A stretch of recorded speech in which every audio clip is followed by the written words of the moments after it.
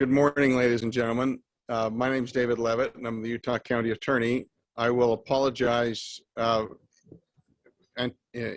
anticipating the possibility of some poor internet connection. I'm holding this press conference from an undisclosed location in Ukraine, where I am participating in a humanitarian mission dealing with Ukrainian refugees of war and internally displaced persons. I've called this press conference to announce charges in the case of the state of Utah versus Kent Cody Barlow. Briefly, the facts are these: that in the evening of May 2nd, 2022, in Eagle Mountain, in the western part of Utah County, Cody Kent Barlow, the defendant in this case, crashed his car, tragically killing two 3-year-old boys, Odin Ratcliffe and Hunter Jackson. At the same time, he injured his passengers and also himself. Our hearts go out to the Ratcliffe and Jackson families who are suffering the incalculable loss of two 3-year-old children. And our hearts ache for a community that once again has seen the devastation of children's lives who are taken far too prematurely. Today, I authorized the filing of 2 counts of manslaughter, second-degree felonies against Mr. Barlow, each carrying a penalty from 1 year to 5 years in the Utah State Prison.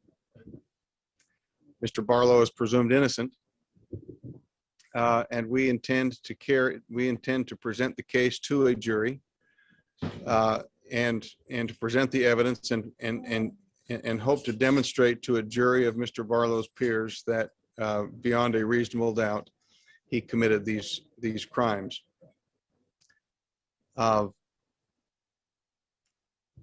It's a tragedy for our community anytime we lose anyone, but a tragedy dealing with 3-year-old children is even a deeper loss.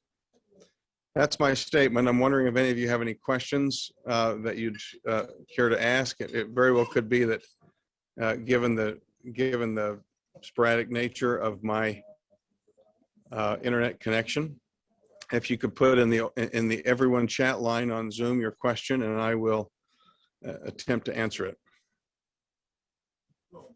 Or if you can speak it, if I can hear it, I'll answer it that way as well. And I'd ask everybody to state their name and what news outlet they are with.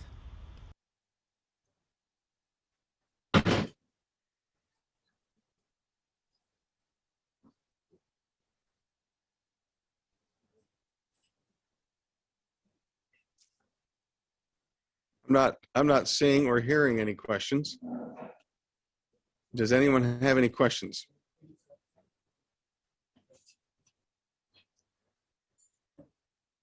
Seeing none, I'll give you a little more information.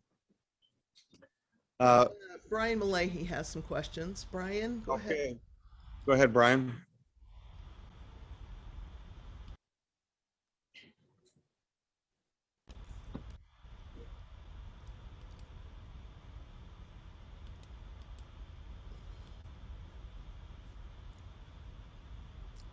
Brian, if you'll unmute.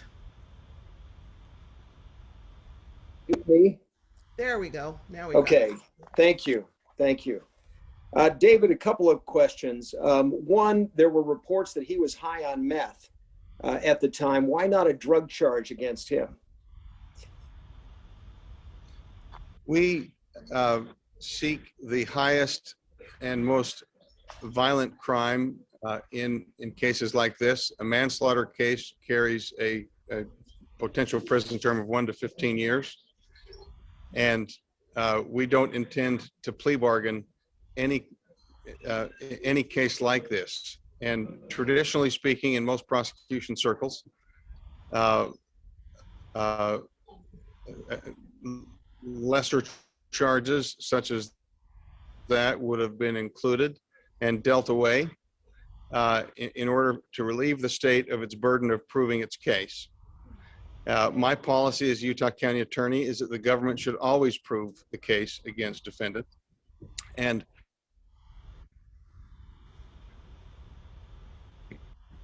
because of that,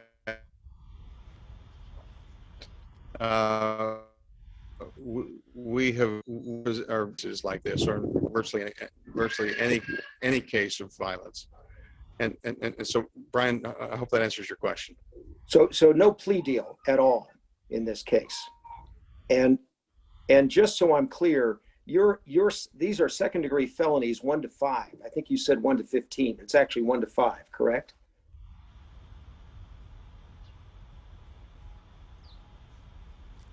David, you appear frozen. Yeah. Sandy, would you be able to answer that? Sandy Johnson is our chief deputy. So manslaughter is 1 to 15. 1 to 15. Okay. Correct. 1 to 15. Yes. And does the Utah County Attorney's Office have a position on on him being paroled? Do you have any comments related to the fact that he was let out of prison in October of 2021 after stealing a police car and fleeing from police? Could you repeat that question?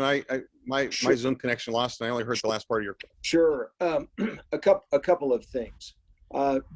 Does the Utah County Attorney's Office have a position on Mr. Barlow being paroled? Should he still have been in prison after stealing a police car and fleeing from police and having stolen property? Well, if it's important for the public to understand that Mr. Barlow had been in prison. Had been in prison on charges that stemmed from another county, not a Utah County case, and he was sent to prison for stealing a motorcycle and then stealing a police car and then escaping or fleeing from police. And those are very, very serious charges. They're also crimes of violence, and I can't even pretend to speak for the Board of Pardons and Parole, but I will tell you that we have a culture in our society of violent criminals having too short of sentences in prison. And that comes about because we have way too many plea bargains, and we don't prove our cases like we should. And so we have a huge overcrowding problem. And so whatever motivated the Board of Pardons and Parole to release Mr. Barlow early from prison, I think two things bear noting. Number one, we believe that if you go to prison on a violent crime, you need to serve a significant amount of prison time. And number two, that case had nothing to do with the Utah County Attorney's Office. Those decisions were made by the Board of Pardons and Parole, and the case was prosecuted out of another county other than Utah County. Mr. Barlow does have one shoplifting charge that stemmed from a municipality in Utah County back in 2017. But other than that, Mr. Barlow had no criminal record in Utah County. David, we have a question from Pat Reevy. If you can hear me, he wanted to ask why manslaughter and not automobile homicide charges. We believe that the second-degree felony of manslaughter, which carries with it an intent of recklessness, more fully encapsulates what occurred in the case, and that a second-degree felony is the most serious charge that under state law we can charge. And our philosophy is that we charge the highest charge that we believe is necessary for our societal protection. And we believe that a manslaughter charge carries with it more gravitas through the whole process than an automobile homicide charge does.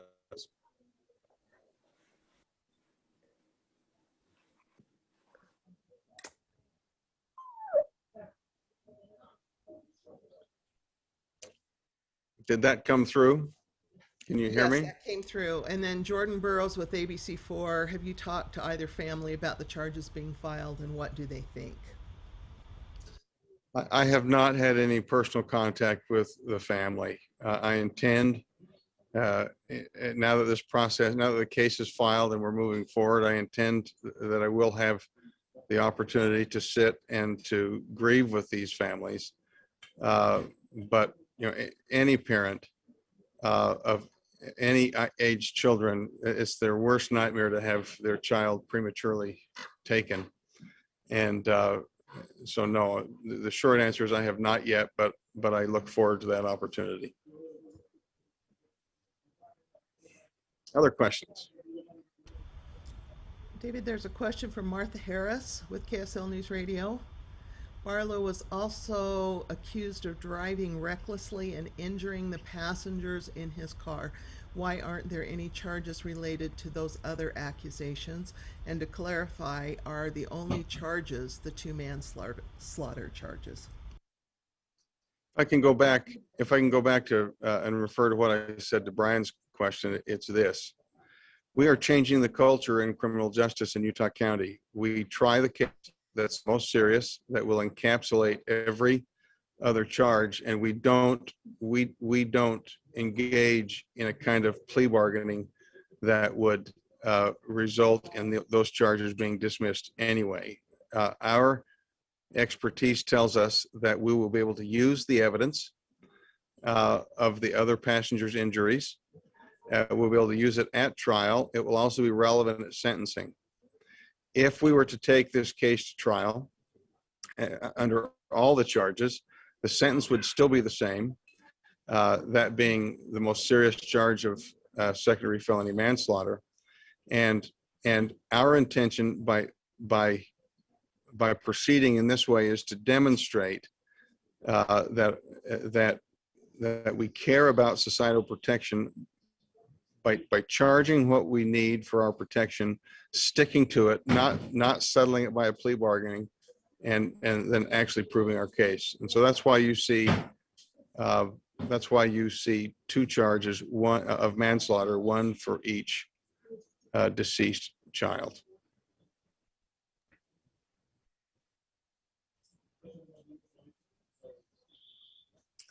David, Kara Bracken with KSL TV is asking, I missed the amount of time these two manslaughter charges would be. What is the amount of jail time? These manslaughter charges are each second-degree felonies, and they carry up to a 15-year prison sentence on each one. And so if Mr. Barlow is accused to sentence Mr. Barlow consecutively on those charges, and that could bring up to 30 years in prison, with one sentence running after the other sentence.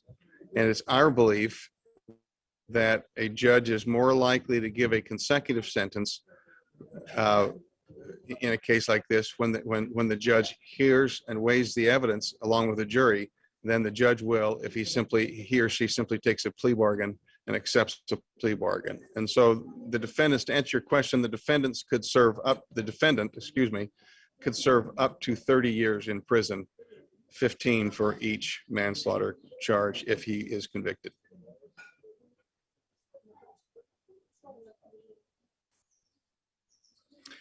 I will say this, someone asked if I had spoken with the families, and I indicated that I had not spoken personally with the families.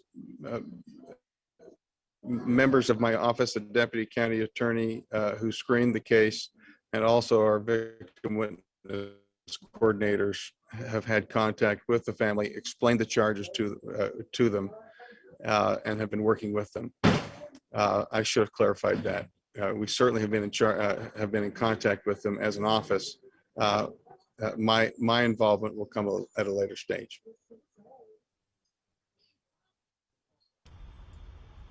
I see a question from Brian Mulehi. Why are you in Ukraine? Well, as I've made, as I have disclosed in prior circumstances, I spent 14 years working in Ukraine and living much of that time in Ukraine during my law practice. And we have significant ties to the country. And I am working with a wealthy Utah family who has committed to supporting financially upwards of 600 Ukrainian refugee families who in many instances had to flee their homes with about 5 or 10 minutes notice and have nothing, with their homes being destroyed.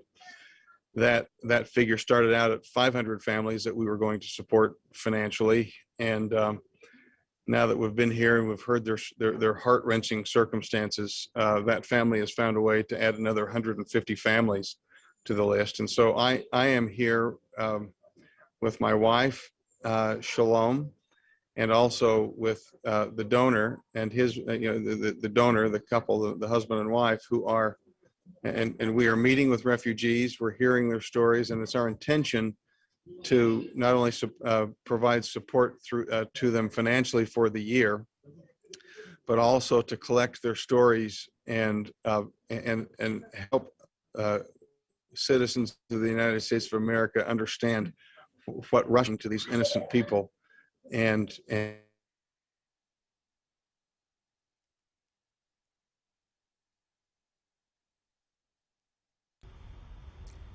It looks like we lost him. Oh, there you are, back again. Just unmute, David. Zoom call cut off. I don't know what the last thing you heard was, but you can. I'll say our aim is not only to provide financial support to these families, but also to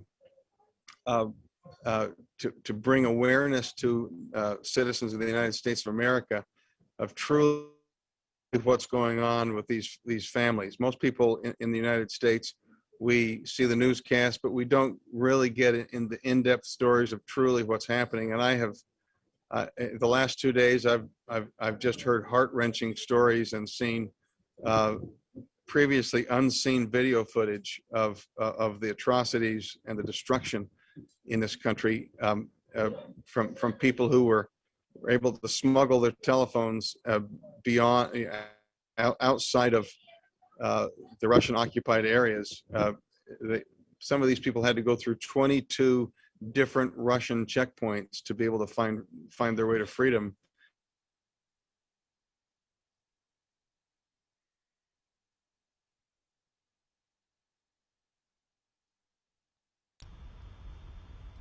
David, we just lost you after the Russian checkpoints.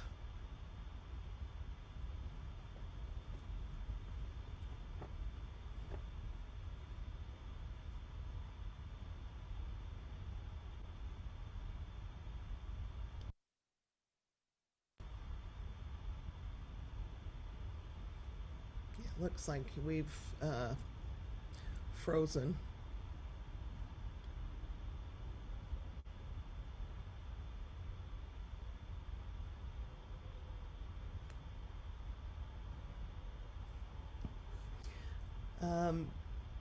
What I know about the donor family is that they're anonymous and prefer to remain anonymous in this.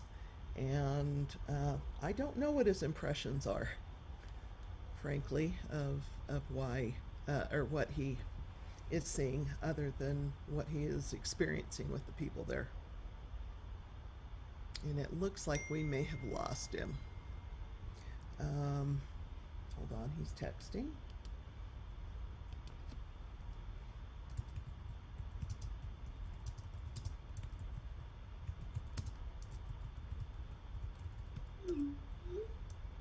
He's still trying to reconnect.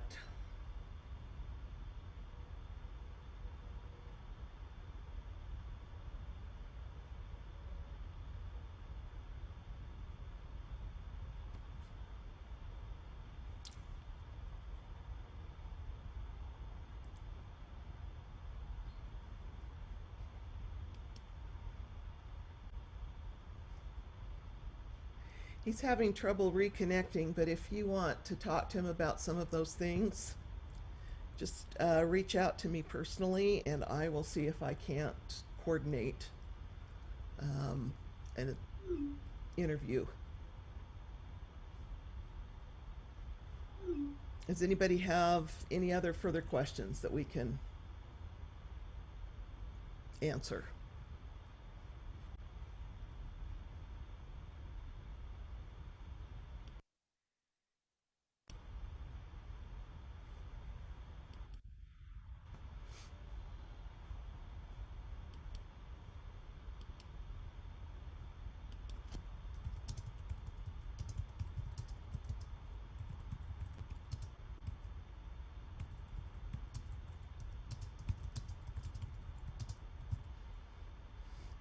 Can you still hear me, Brian? Let me see if you can. Oh, David's back. Okay. Sorry, we had a freeze.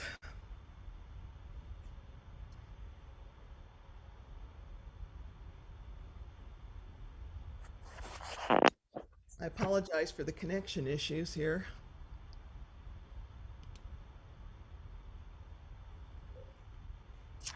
Okay. Sorry about the technology, folks.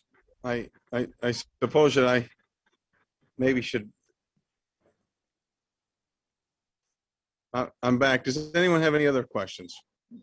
Or I'm not sure what from that last question you heard. David, you cut out after saying that they had gone through 22 Russian checkpoints. And Yeah. that's where we. Well, at every checkpoint, the Russians are trying to take away evidence of their atrocities, and some of these people were both brave enough to try and smart enough to succeed in smuggling their cell phones through all 22 checkpoints to give us a real just a very raw view of the atrocities of what's going on there in previously unseen footage. And so to answer the question, I'm here for another 4 or 5 days, identifying internally displaced persons and refugees, and we are identifying upwards of 650 families to support financially and to preserve their histories.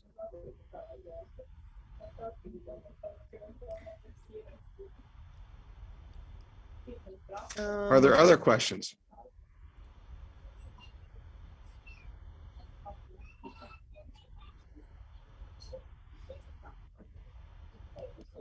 Well, it looks like you're freezing up again, David. So I'll invite anybody, if they have specific questions about your purpose and trip to Ukraine, to reach out to me via text, and I'll try to coordinate getting those answers. I've put my number in the chat box. Thank you so much, and appreciate you attending today.